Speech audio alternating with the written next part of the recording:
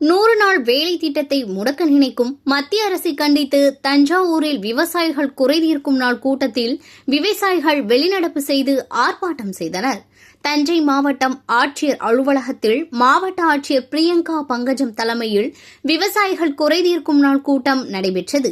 இக்கூட்டத்தில் கலந்து கொண்ட விவசாயிகள் மத்திய அரசு மகாத்மா காந்தி ஊரக வேலைவாய்ப்பு உறுதியளிப்பு திட்டமானது 100 நாள் வேலை திட்டத்தை முடக்க நினைப்பதாகவும், திட்டத்தில் மகாத்மா காந்தி பெயரை நீக்கி இந்தியை திணிப்பதாகவும், மேலும் 100 நாள் வேலை திட்டத்தில் நிதியை குறைத்து திட்டத்தை முடக்க நினைப்பதை கண்டனம் தெரிவித்தும், புதிய திருத்தப்பட்ட விதை சட்டத்தால் விவசாயிகளின் வாழ்வாதாரம் பாதிக்கப்படும் எனவும், விதைக்கான உரிமத்தை பன்னாட்டு நிறுவனங்கள் கைப்பற்றிக் கொள்ளும் என தெரிவித்து விவசாயிகள் கூட்டத்தில் இருந்து வெளிநடப்பு செய்து ஆர்ப்பாட்டத்தில் ஈடுபட்டனர்.